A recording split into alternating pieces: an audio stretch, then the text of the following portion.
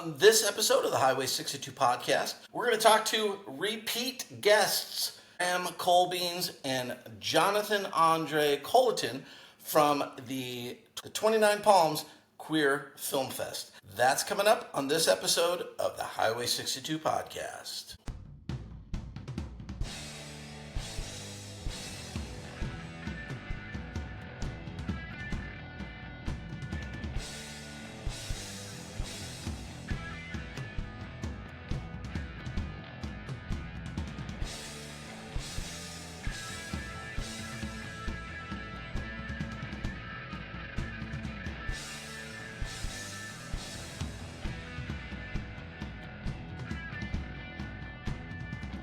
All right, Graham Colbyns and Jonathan Andre Colton from the 29 Palms Queer Film Fest. Welcome back. You guys are the first repeat guests on the podcast, so thanks so much. Whoa. Thanks for having us. We're excited to be back. Yeah, the plaque will be in the mail soon. Don't worry. Thank you. Yeah, so we had you guys on last year. You were doing your first film festival, and you are back for another year. So let's start off. Just give us the rundown, the dates and the details and everything people need to know. Yeah. So the second annual 29 Queer Film Festival is happening September 19th through 21st. That's Friday through Sunday, the third week of September. And we are showing over 40 films. We have 3 features and drag performances throughout the weekend.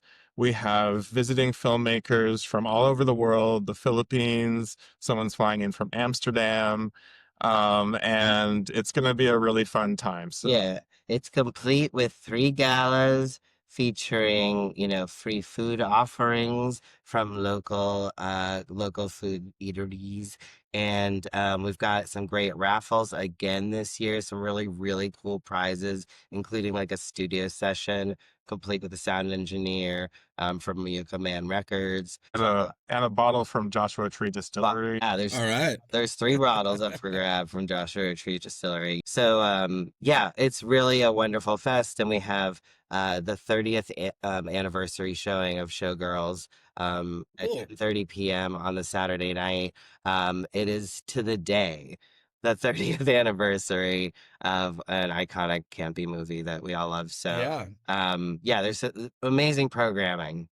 It sounds like, one of the questions I wrote down to ask you guys is kind of, what did you learn last year? What are you doing differently? But also just from your description there, it sounds like it's become a much bigger event this year. Yeah. I mean, we, just like any other organizers, we took what, made the audience excited, made money for the festival. We took those lessons and we reallocated the funds there. So we made that programming bigger. We noticed our horror block was really popular. We made it the opening gala, so that was one thing. And people were really coming out for the local desert films. Yeah. So we made a full showcase of called Under the Joshua Trees, Queer Desert Stories, and then there are even more desert films throughout the weekend. Gotcha. What now where is the festival taking place at? It's at Theater 29 in 29 Palms, and we also have an after party at the Tiny Pony for the monthly party Horse Girl, and it's going to be really fun. Some incredible drag performances that night. Right on. Okay, cool. You got 40 films. It's a lot to kind of choose from when I ask you this, but can you pick a couple of the films that you're most excited about, presenting this year? Sure. You're like, go first. I would say Dry January, which was a film we became familiar with at Queer Screams in Portland when we screened our film Minister Chucky. This film, involves a nightly visit from a crab man. And you don't even think you know what a crab man is, but you will by the end of this short. Very funny, really great campy performances. So that's in our horror block. Okay. Yeah, and two that I'm excited about are Gummy Worms, which is a post-apocalyptic desert film starring Lachlan Watson and Emmett Preciado. And it's It's just world premiere. yeah, it's the world premiere, and it's got a great sort of world building aesthetic. There, it feels like, you know, a Mad Max movie, but queer, and some great performances. And then the other one I'm really excited about is Lip Sync Assassin. It's from our visiting filmmaker from the Philippines, John Galvez, and it's about a drag queen who's an assassin, and she goes around in drag killing her marks, and it's played by the title role is played by Precious Paula Nicole, the winner of Drag Race Philippines. So we're actually talking to her about possibly coming out. Fingers crossed. Right on. Very cool. You know, I love the whole concept of film festivals. What would you guys say is the hardest part about putting something like this together? Yeah. All the moving parts, and especially I think what we're learning this year, which was last year a sneaking suspicion only, that the hot season in the desert, just doing the festival basically right at the tail end of it, um, just different emotions from different business owners about what they're Mm, able to do, and their opinions on that changing over the course of the hot season. I think that's actually been really fascinating to me. Whatever we get from businesses and sponsorship is huge. It doesn't even matter to us usually if it's a raffle prize or monetary. We really like the support, and them throwing it out to their channels as well.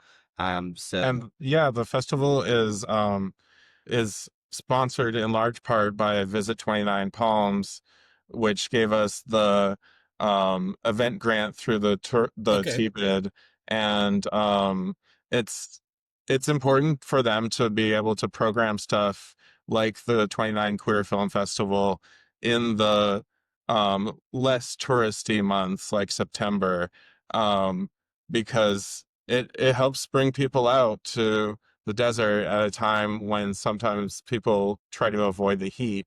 But I think it's going to really bring in a lot of people this year. I'm excited. We're working with a lot of hotels and Airbnb or Yeah. short-term vacation yeah, rentals. 4 different Yeah. ones. Yeah. Yeah, these grants that the city gives out for these types of events, I think is just a really, I have quite a few guests on even, just recently, and it's really interesting how many people, are doing something cool, and these grants had a part to play in being able to put this stuff on. So I really appreciate that the city is, putting some money aside and funding projects like this. Yeah, Yeah, totally. we're grateful for their support. I guess going back to what you were saying about when you plan the event and how it would impact the businesses, I guess it's, everybody probably wants to do everything in the spring or the fall, you know, and there's certainly challenges with planning something in the summer. You might get lucky and the weather's pretty tolerable, but you could go the other way, you know, and All of us. have a late September heat wave, So, Yeah. um, but I think, yeah, and I can understand working with those local businesses. It's a big deal for them to have all these different events, reasons for people to make that extra 14-mile drive down from Joshua Tree, Yeah. Exactly. Yeah, we try to present that opportunity to everyone, and I think last year we proved through the data that we got that we were bringing people in, and it looks like way more people are coming in this time.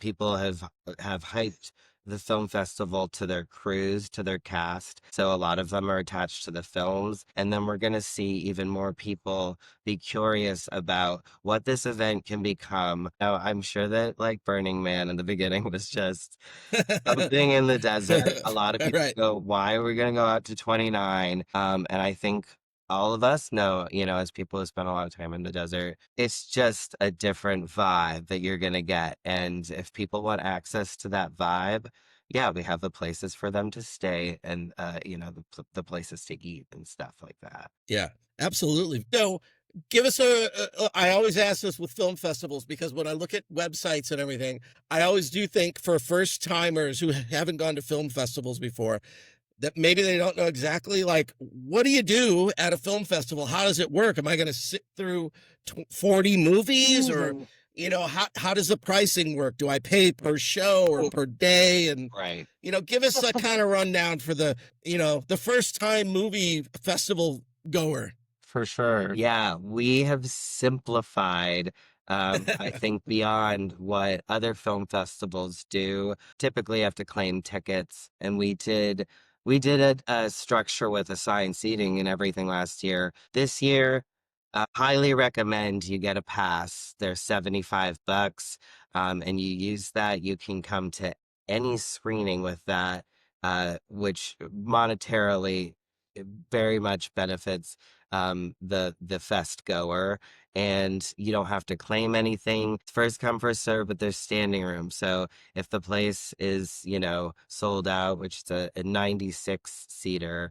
Okay, I was going to ask that. Yeah, so you wanna make sure you get there, but we're hoping to promote, just people mingling and taking pictures on the pink carpet. That was so super cute last year. So so things like that, and our people just checking out our prop exhibit, etc. And the size of our festival makes it easier for people to attend the screenings they want to, because we only have one venue, so there aren't multiple screenings happening at the same time. Right. This way, you can go to every screening on Saturday, or you can go to just a couple. But it's easy to hop back and forth.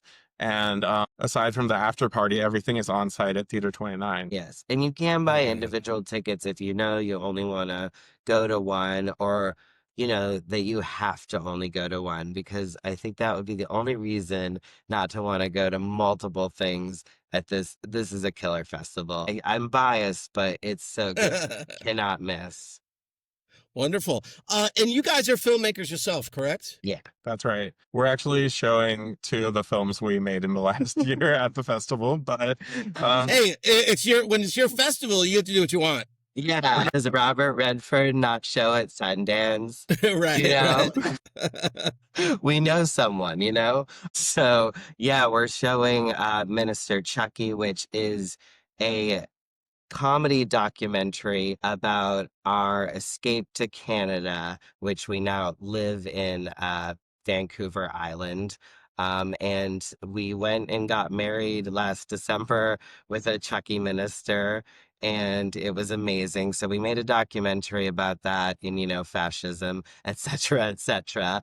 And then we also had Graham's first narrative short outage. it's a sci-fi family comedy about a queer couple that gets stuck babysitting their nephew on a hot desert day when the power goes out. So I think we've all been there.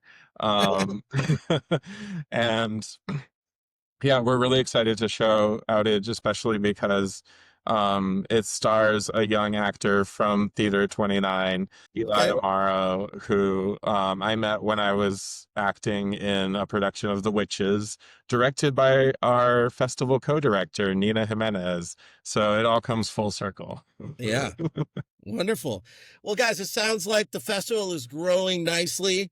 More work for you guys and more plates to spin, but that happens with everything as it gets popular and you find success. So congratulations on your second year. Let's hope it goes great. I'm sure it will.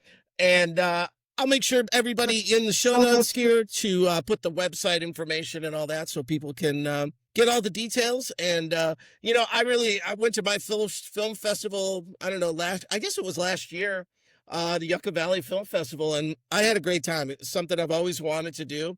And like you guys said, I really liked going to a smaller, more localized event that still had like insane quality of stuff, like it, it's amazing.